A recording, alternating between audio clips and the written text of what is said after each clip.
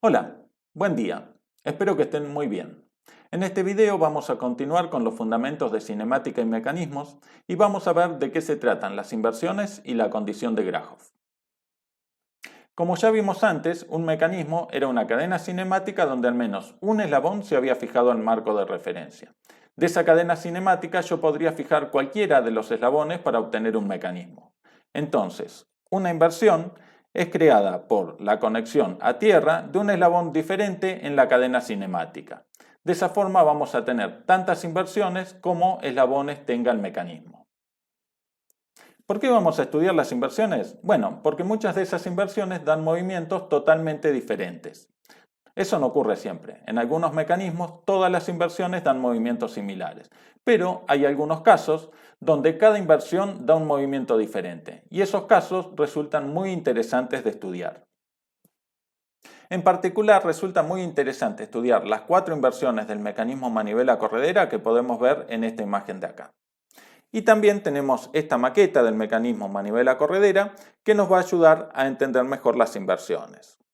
Tenemos el eslabón verde, que es el eslabón 1, el eslabón rojo, que es el eslabón 2, el eslabón celeste, que es el eslabón 3, y el eslabón naranja, que es el eslabón 4. Entonces, vayamos por la primera inversión donde fijamos el eslabón 1, o sea, el eslabón verde. Esto permite que la manivela, el eslabón rojo, dé una vuelta completa. Y el eslabón 4, o sea, el de color naranja, que tiene una junta prismática, lo vamos a llamar corredera. Por eso a este mecanismo se lo conoce como manivela corredera. Este es el mecanismo típico de los motores de combustión interna y también de los compresores. Acá tenemos este mecanismo que representa el movimiento de un motor de combustión interna.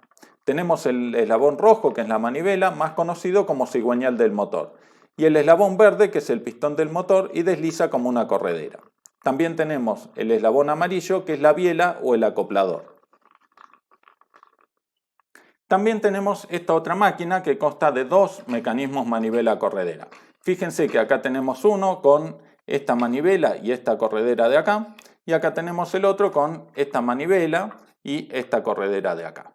Esta máquina usa el mismo principio de funcionamiento que los motores a vapor, pero en este caso es accionada por aire. El pistón está solidario a esta corredera que mueve esta manivela, que es solidaria también a esta rueda que hace de volante de inercia.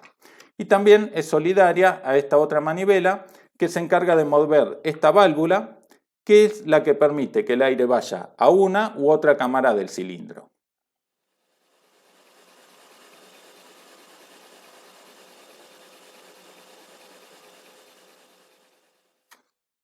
La segunda inversión es esta de acá, donde ahora lo que fijamos es el eslabón 2, que sería el eslabón rojo.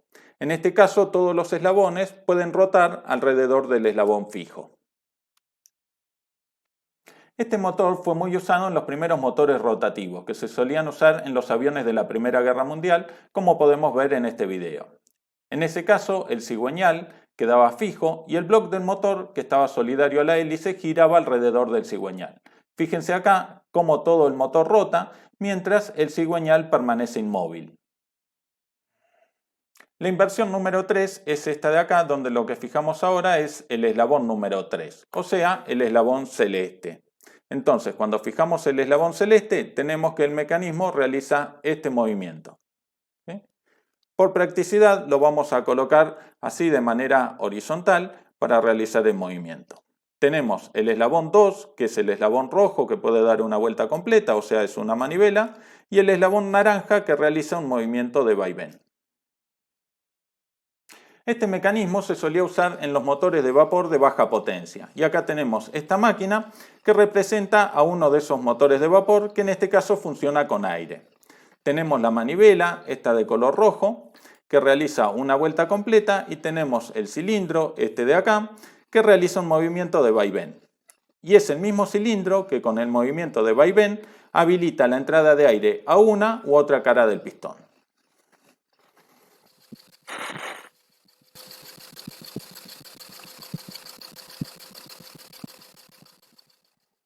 Por último, tenemos la inversión número 4, donde lo que fijamos ahora es el eslabón 4, o sea, este eslabón de color naranja. ¿Sí? Entonces el movimiento que puedo realizar es este de acá, ¿sí? Voy a girarlo simplemente por practicidad para que se entienda mejor el caso de aplicación. Entonces lo coloco de esta manera, ¿sí? Lo que fijo es el eslabón naranja y mi entrada de movimiento va a ser a través de este eslabón que es el eslabón rojo, ¿sí? Bueno, este tipo de mecanismo se solía usar en las bombas manuales para sacar agua, ¿sí? Fíjense que es el mismo tipo de movimiento. Ahora vamos a ver la condición de Grahov.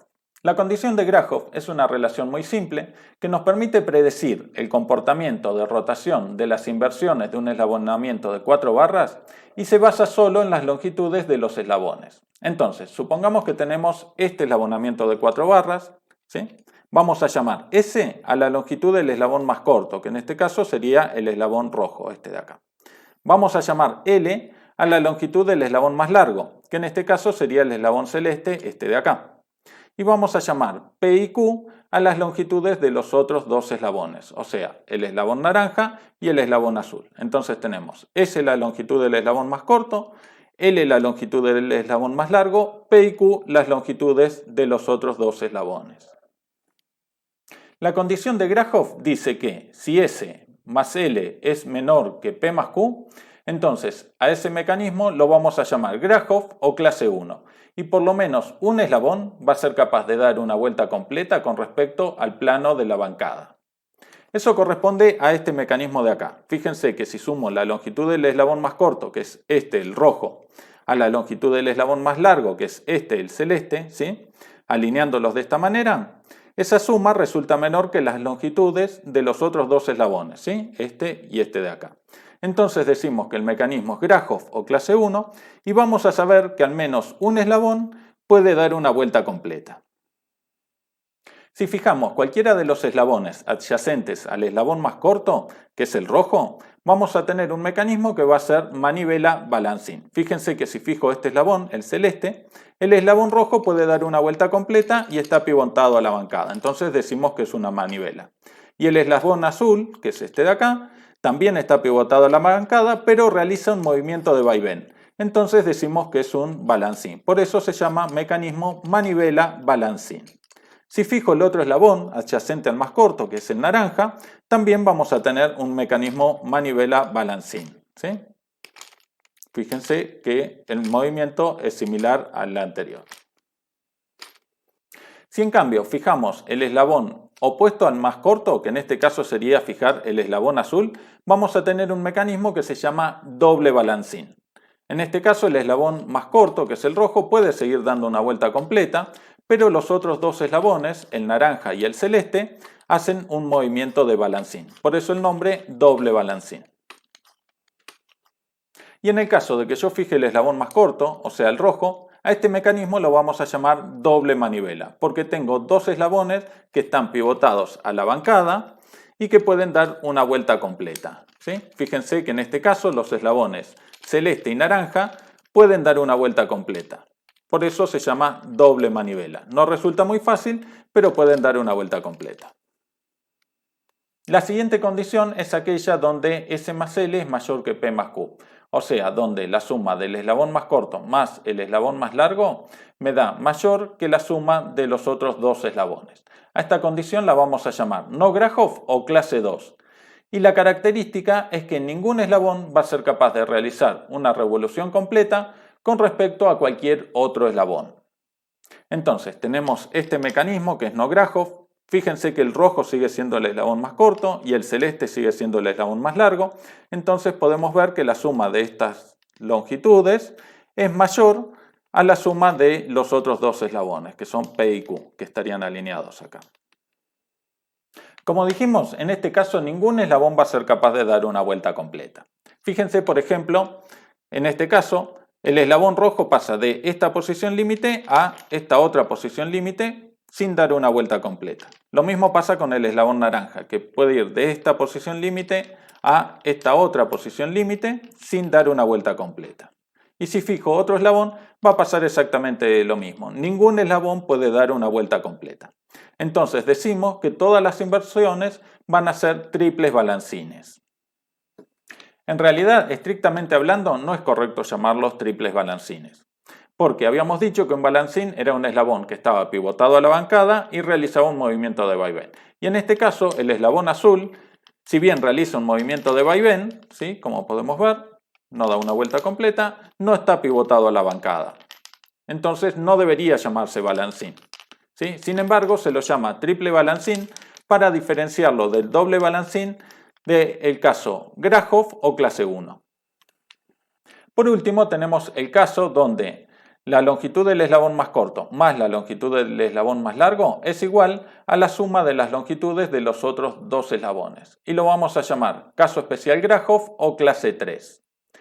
En este mecanismo, ¿sí? El rojo sigue siendo el eslabón más corto y el celeste sigue siendo el eslabón más largo. Y el azul y el naranja los otros dos eslabones. Entonces fíjense que acá tenemos un caso especial de Grajov, ¿sí? Donde podemos ver que la suma de las longitudes son iguales. Tengo el más corto más el más largo igual a la suma de las longitudes de los otros dos eslabones. En este caso también podemos tener un mecanismo manivela-balancín, pero con la característica de que vamos a tener puntos de cambio. Fíjense que cuando quedan alineados los eslabones, el eslabón de salida puede ir hacia arriba, ¿sí? Como en este caso, o también podría ir hacia abajo, como en este otro.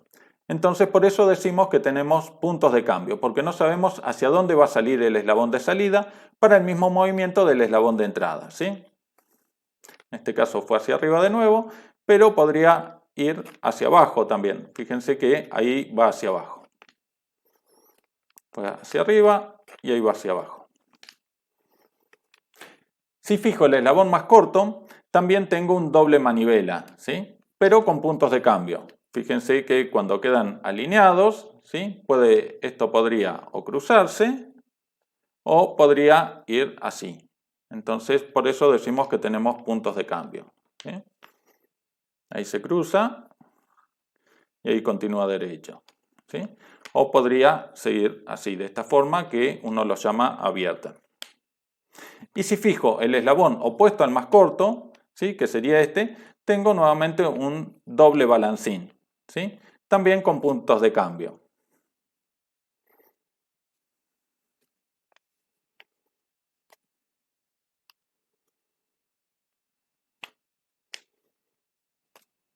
Las posiciones de agarrotamiento ocurren cuando quedan alineados dos eslabones móviles.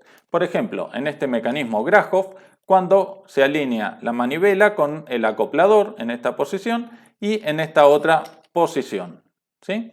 Entonces, en este caso, las posiciones de agarrotamiento me van a definir las posiciones límites del balancín. Fíjense que el balancín va de esta posición límite a esta posición límite, ¿sí? Vuelve a esta. Por eso decimos que las posiciones de agarrotamiento para un mecanismo Grajov me definen las posiciones límites del balancín. Para este mecanismo que es no Grajov, las posiciones de agarrotamiento se dan por la alineación del acoplador con este balancín en esta posición y con el acoplador con este balancín en esta otra posición, ¿sí?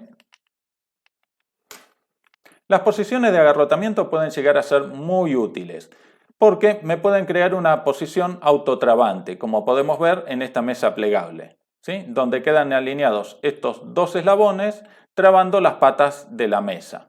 O en algo mucho más sofisticado como este tren de aterrizaje, donde quedan alineados estos dos eslabones, ¿sí? Para evitar que el tren de aterrizaje se retraiga solo. Ahora vamos a ver mecanismos de 5 barras. Como habíamos visto cuando desarrollamos la ecuación de Gröbler, un mecanismo de 5 barras, como este que se muestra en la figura, tiene 2 grados de libertad. Entonces, ¿cómo podría ser para disminuir el número de grados de libertad? Bueno, una alternativa sería vincular de alguna manera el movimiento de dos de sus eslabones. Por ejemplo, podría usar engranajes como estos para vincular la rotación del eslabón 2 con la rotación del eslabón 5. De esa manera, al tener estos engranajes que son solidarios al eslabón 2 y al eslabón 5, estoy quitando un grado de libertad y paso a tener un mecanismo de 5 barras con un único grado de libertad. Ahora vamos a ver los mecanismos de 6 barras. En sí, hay dos mecanismos básicos de 6 barras, que son el mecanismo de 6 barras de Watt, que es este, y el mecanismo de 6 barras de Stephenson, que es este otro. En el caso del mecanismo de 6 barras de Watt, lo podría analizar como dos mecanismos de 4 barras, este mecanismo de 4 barras y este otro mecanismo de 4 barras, que comparten dos eslabones, que son el eslabón este y el eslabón este. Entonces, analizando este mecanismo de 4 barras, puedo obtener el movimiento del eslabón superior. Y con el movimiento de este eslabón superior puedo analizar este otro mecanismo de 4 barras. En el caso del mecanismo de 6 barras de Stephenson, también tengo un mecanismo de 4 barras, que es este de acá, y un mecanismo de 5 barras, que es este otro mecanismo de acá. Y en este caso comparten tres eslabones, que son este eslabón de acá y este otro eslabón. Entonces, de esa manera yo puedo simplificar el análisis de los mecanismos de 6 barras y analizarlos ya sea como dos mecanismos de 4 barras, en el caso del de Watt, o un mecanismo de 4 barras acoplado a un mecanismo de 5 barras, como es en el caso del mecanismo de Stephenson. Bueno, espero que les haya gustado este tema. Acá les dejo la bibliografía que pueden consultar para profundizar más lo que estuvimos viendo. Y ya saben que si tienen alguna consulta la podemos ver en la clase o me pueden escribir a mi mail. Hasta la próxima.